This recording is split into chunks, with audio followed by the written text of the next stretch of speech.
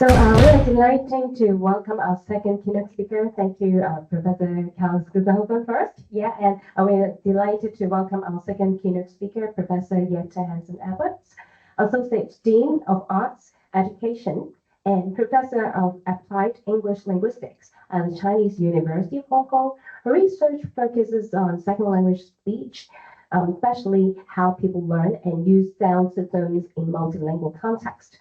Her recent book, The Sound of English Around the World 2023, highlights global variation in English and the implication for speech intelligibility. Her keynote speech is titled Speech Intelligibility in Multilingual World. Please join me in welcoming Professor Hansen. That's beautiful. Thank you so much. And thank you to the organizers, particularly Edward and BNC, for inviting me to be part of this conference today. I'm thrilled to be up here along with Professor Skugelhoven and Professor Wang, who is my colleague at CUHK. I am going to talk about speech intelligibility in a multilingual world. And before I do that, I just want to introduce myself a little bit and give you a little bit of background as to why I'm interested in this area of research. So I was actually born in Denmark, and when I was 10 years old, my family immigrated to the United States. So up until the age of 10, I was essentially monolingual. I knew 3 English words. I knew the word yes, no, and love.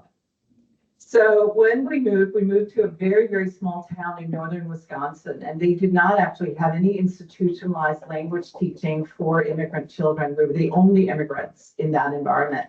So what's very common at that time in the United States, they used a sink or swim approach. I don't know if you've ever heard of that, but it basically means you're either successful or you're not. So it was really the burden on being successful academically was on us. Now, very, very fortunately, I had a very innovative and very unusual teacher at the time. And her name, I can even tell you, is Mrs. Buboltz.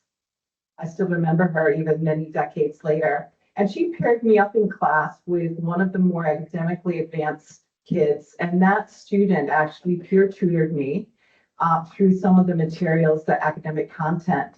And outside of the classroom, my peers also tutored me and taught me words like the word fun while we were playing during recess. So the peer tutoring support that I got, both inside and outside of the classroom, really stayed with me.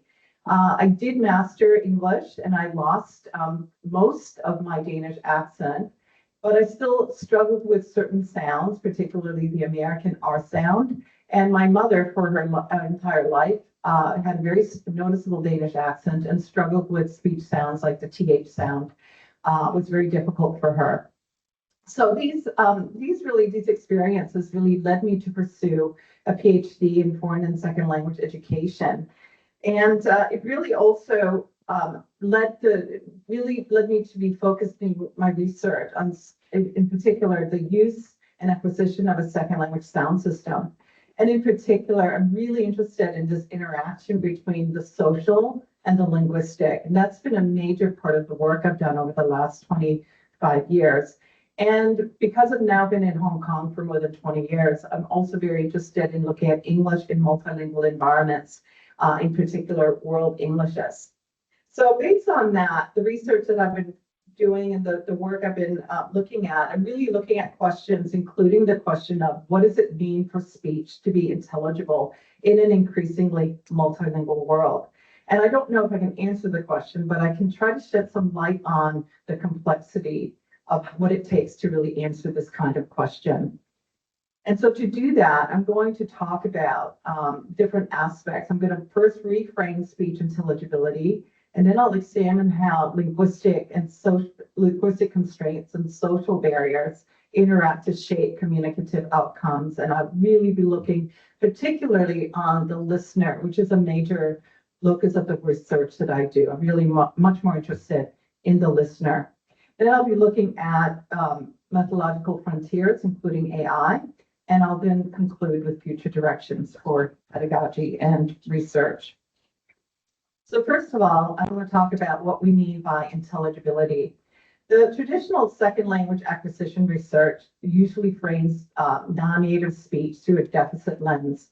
And in this model and in much of the research, the communicative burden is often placed solely on the speaker. In fact, a lot of the research that's done even today focuses really on the speaker, ignoring the role of the listener. And there's a reason for that. The locus of this work has really been to inform second language pronunciation teaching and finding ways to help facilitate the speaker to be more intelligible, and often to native speakers of the second language. But this is not really the current reality, and the current framing of intelligibility doesn't really account for the multilingual reality, and that global communication is increasingly characterized by these multilingual interactions, whether they're online or in person or with or without the use of technology. I also want to note, and this is an important point that I'm going to come back to again, that traditional research also tends to largely ignore dialects and other variation, and they really focus primarily on standard dialects or standard varieties. So these models are really not sufficient, nor are they really appropriate for research and practice in these global English and other language contexts. Instead, I think we need to reframe intelligibility to view it not as an inherent property of the speech signal itself, but as a dynamic phenomenon that emerges at the intersection of speakers, listeners, languages, and social contexts. What's also important here to consider what intelligibility really means. And intelligibility is also often a speech judgment.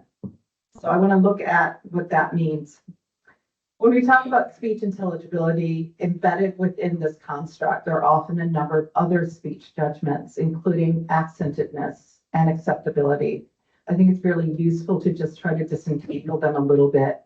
When we talk about intelligibility in terms of the research, including my own, we really try to define it as the extent to which a listener understands the intended utterance, very often measured through transcription tasks. There are shortcomings for this methodology as well, but this is the typical framing. Accentedness is typically the listener's perception of how far the accent or speech is from a particular target, often set in a non-native versus native speaker dichotomy. Comprehensibility is the listener's perception of how easy the speech is to understand, and acceptability is the listener's perception of whether the speech is acceptable, an acceptable model of pronunciation. I want to highlight here that acceptability, accentedness, and comprehensibility are often measured through Likert scales, so 1 to 9, 1 to 5.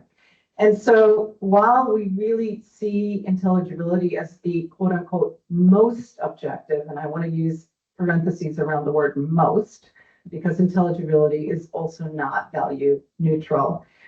What we really see with acceptability, comprehensibility, and accentedness, these are speech judgments. So these judgments are shaped as much by expectations and ideologies as by acoustic or phonological form, with particular consequences for speakers of non-standard dialects or varieties of English and other languages. So if we look at just the way these have been researched, we can see that they're perceived to be overlapping, but also partially independent. Very importantly, accentedness and intelligibility are not really very strongly correlated, if at all. What that means is research consistently has found that a speaker may be rated as heavily accented, but if we look at the intelligibility task, they're very intelligible to those same listeners. There's a little bit more correlation between accentedness and comprehensibility, likely because they're tapping into very similar perceptions, speech judgments. When we look at acceptability, it's less studied. It may be correlated with comprehensibility, perhaps not so much with accentedness, again indicating a speaker can be perceived to be heavily accented, but still highly acceptable. There's a little bit more maybe overlap between comprehensibility and intelligibility, but that's only for some studies, and others do not find any correlation. So it is very interesting to see that they can overlap, but are also very much operating in different elements or aspects So these speech judgments are tied to attitudes and language ideologies because listeners have beliefs about accents based on their own language experiences. So for example, a higher evaluation or harsher ratings of accentedness, keep in mind this is often done by monolingual native speaking raters, usually equals beliefs about who speaks with an accent and what having an accent really means, because of course all of us have an accent. Correlation between comprehensibility and accentedness equals the belief that accent impedes understanding. And this is really not supported by the research. Intelligibility are only, as I noted, weakly correlated, if at all. What this means is that speech that is rated as highly accented may be very intelligible. So these perceptions and speech judgments do not always match the reality. And this really does negatively impact speakers of non-standard or regional or world Englishes or other non-standard varieties. And in particular, we know in Hong Kong as well, these American and British Englishes are often prioritized for models of pronunciation because they're viewed as the gold standard for intelligibility. My own research indicates that actually here, in particular in Hong Kong, these Englishes are not as intelligible. In fact, Asian Englishes are more intelligible than many of these varieties. So we need to view intelligibility as a shared accomplishment and move towards a tripartite view. This is from Olmsted 2020. Speaker contributions, listener contributions, and their joint interaction, and shifting the communicative burden from being a solo speaker responsibility to a shared dyadic task. And what I want to talk about here is looking at some of these factors. And you can see here, I've listed a lot of different factors here that really shape intelligibility. And most of the research to date has focused on the speaker. There is an emerging interest also in the listener. And so I'm going to go through a few of these. Before I do that, I do think it's very important just to note where the locus of the work has been done. It's been done in North America, primarily with speakers of English. The listeners have primarily been standard or naive listeners that are monolingual, native speakers of English. Very little done on other languages, and also very little reporting of dialects and other variations. So it's a very limited view.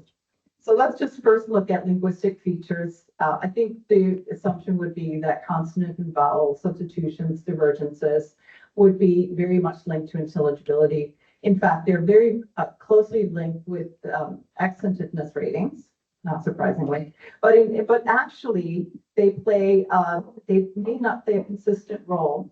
So the impact of segmentals as well as which segmentals, so not just consonants and vowels, but which consonants, which vowels, is very much dependent on the study. And we are not able to really come up with a generalization, even though people have tried. Jenkins' Lingua Franca Core research on that shows that it actually is not appropriate in many contexts. So there's no real global consensus on which features matter most for all listeners. Suprasegmentals and fluency may play more of a role. Prosodic patterns, rhythm, and stress do help listeners segment speech in real time. And if it's misplaced or unexpected with pausing or prosody or word stress, that can actually increase the cognitive load for the listener, and that could be more detrimental to intelligibility. Grammar and semantics play a role as well. Lexical precision and grammatical fit can help listeners predict upcoming speech. And when it's high from the context, there could be other variables like the segmentals that are minimized because the listeners can actually understand the speech because they can predict the content and the words. This is also, of course, linked to the content of the task. If it's a familiar topic, there's less likely to be this predictability. I just want to show you this very quick sample from a study I conducted a few years ago, where very interestingly, the speaker said when I was in primary school, there was a channel called Space Tune. And I love how one of the students wrote down private school, because of course that's their semantic, that's their life experience, but nobody got the word tune, right? So it was just a a word that was really outside the context of space tune, there's no fit. So everybody has a slightly different variant for that, and just shows you the importance of that. Visual cues. So this is an area that I also have done research in. They play a role, this is really important for us now that face masks have become more ubiquitous after and during COVID-19, but also with online communication where we increasingly do have access to visual cues. So my own research has shown that, for instance, lips are very important, can enhance intelligibility, but can also activate biases. So this is what I'll talk about next. And face masking can remove critical visual cues. And this also depends on familiarity. The more familiar you are with a speaker or a variety, the less negative impact of the face mask, which makes sense because you have knowledge already and this schematic information. Intelligibility may also not be uniform across all tasks. We do a lot of studies where we look at words or sentences or spontaneous speech, and the results vary significantly. If you have a task like a controlled speech task, the speaker can monitor more. In conversational tasks, there's more likely to be the influence also with fluency and prosody. And so here also, there may be a less likelihood for the speaker to actually be able to monitor. And these tasks are typically viewed as, or have found to be less intelligible. Noise is a really interesting one as well. So much of the research we do is in a quiet environment or an audio lab setting, but really that's not the reality of how we actually communicate. So there's research that shows when you're listening to speech in the context of distracting background talkers, it really requires a lot of attention, because you've got to segregate and select information from all the mix of sounds that reach your ears. What's really interesting here is that speech is more difficult to recognize if you're, when the distractor, it's the same language. So if you're speaking English and the room is full of English speakers, much harder to understand the English of the other person if you're struggling with that, than if the room is full of Russian speakers. Because of course, it's much easier to try to focus on speech if you don't understand the language around you. And white noise as well. There's studies, if you're standing on the NCR or walking around, there's always noise in the background. So that's another element that can impact intelligibility, and proficiency here plays a role. The more proficient the listeners are, the better able they are to actually understand and process that acoustic information. Listener familiarity is one of my own research areas that I'm really quite keen on, and that is really focusing on what the listener brings to the multilingual interaction. And we know that the familiarity with an accent or a speaker or a topic can improve understanding. I've also found that even such a thing as international experience can impact. And of course, that also cuts into, it's not just experience itself, it may be the confidence, the tolerance, the interest that are linked with someone who goes study and does a study abroad. And it can also act as a buffer against linguistic bias. So I realize I am, my timing here is, I've got 17 on the clock here, so I'll try to wrap up. But listeners, accent bias and communicative equity are very important for us doing any research in phonetics. And there is research that shows that if you have a positive attitude towards a speaker group, you probably are more likely to exert the energy to try to understand them. And the reverse, of course, if you have a negative attitude. And this is again linked with the more exposure, the people who tend to be interested in other speakers tend to also have more exposure, more interaction with them. So there's a lot of research. One of the kind of key studies was done many years ago, but it's worth just reflecting on. This is a study done in 1992 by Rubin. Rubin presented American tertiary students with the same speech sample from a speaker of standard American English, and either an Asian or Caucasian face in a photo. When the speakers were asked to rate the speech with a photo of the Asian face, they gave it much lower ratings than when the same speech sample was rated and they were shown a face of a Caucasian. So the listeners seeing an Asian face are actually hearing an accent that's not present. And this is a good example of listener bias and reverse linguistic stereotyping. So, and this really means that rather than imbuing characteristics onto a group based on their speech, you are imbuing characteristics on the speech by seeing the speakers. And that can vary according to listener experience. The research here by myself in Hong Kong, as well as people in Australia, where there's more familiarity with multilingual speakers, there tends to be less of this type of reverse linguistic stereotyping. As this is a conference that also focuses on AI, of course, we have to recognize the fact that we are now moving into an era where a lot of our communication is mediated through technology. And there's some bias that are embedded in that, including narrow data sets that are used to train these ASR systems, and usually based on these standard varieties.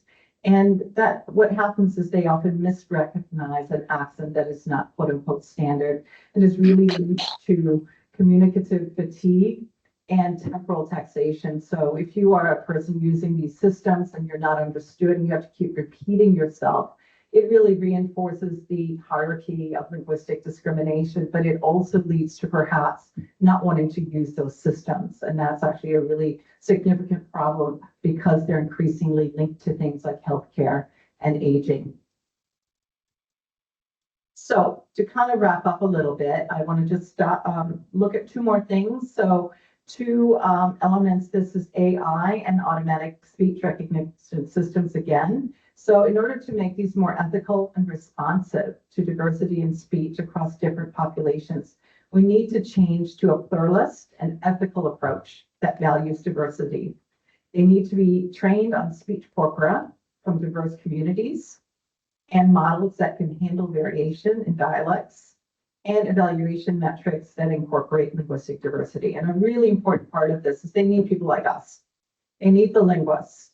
They need the people who are trained in and understand linguistic variation and can bring discussion of these embedded linguistic biases into the development of these technologies.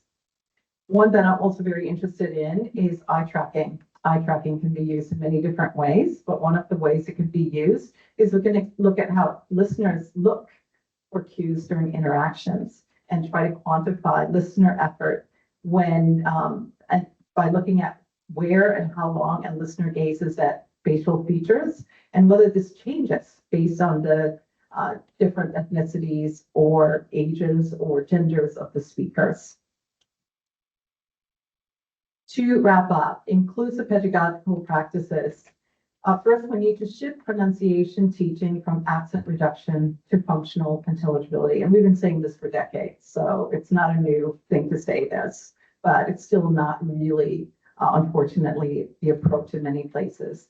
And we need to train listeners. This is what I really believe. We need to train listeners, first of all, to enhance their familiarity and tolerance for phonological variation, but also to train to expand to really expand to talk about linguistic biases and beliefs about what intelligibility means and who can be an intelligible speaker of language.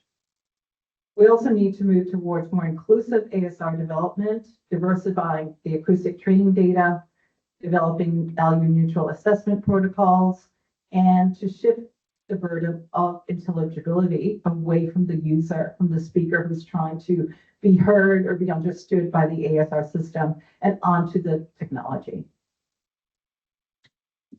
Finally, intelligibility teaching must be humane and responsive to global realities. The burden of understanding must be shared equally by speakers and listeners, acknowledging that successful communication is a relational, social, and in many cases, technological achievement. And we need to address the listening burden of humans and the algorithmic burden of AI. To foster a world of more equitable communicative practice, we need to integrate linguistic theory, social insight, and technology. Thank you very much.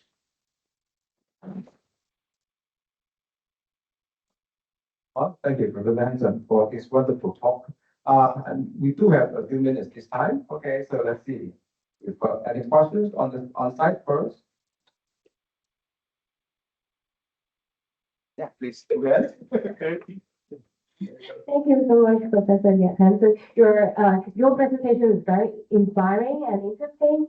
I was thinking, actually, one thing that I would think about is like when you're talking about showing the faces of people, then I'm thinking whether actually it's better for me to hide my face or use a mask or dye my hair. So yeah, it might be better. And but it is just a very interesting comment I would make. And the other thing is actually because my presentation afterwards would be about accent awareness. Yeah, so actually what you mentioned about the last bit is about like not to train people about accent reduction, but at the same time to train them about the intelligibility. So I'm thinking actually accent awareness, is that more closely linked to intelligibility? Because it's not actually asking them to reduce the accents, but to be more aware of other accents so they can better comprehend the accent. Absolutely. I think on both points, absolutely.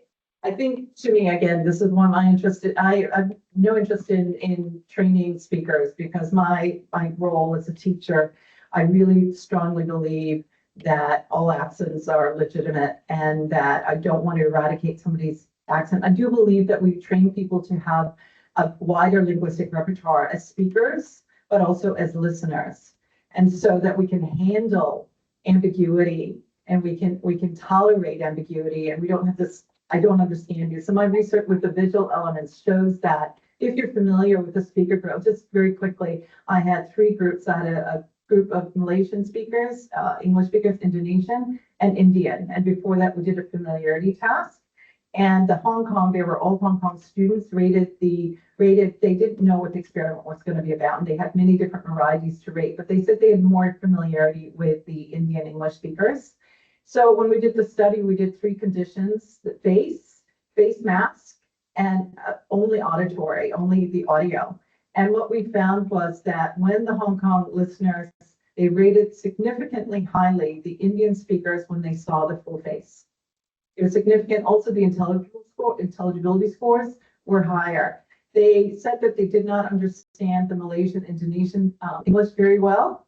And those, when they saw the face, the scores dropped. So they had better scores auditory. So I think the familiarity, I think it's not just a linguistic signal. It's not just acoustic information. It's also the perceptions. I know you, I understand you, so I can relax and I can just focus on the task. Whereas I think if there's a level of unfamiliarity, it also creates this barrier and this perception that I won't understand you, so therefore I don't.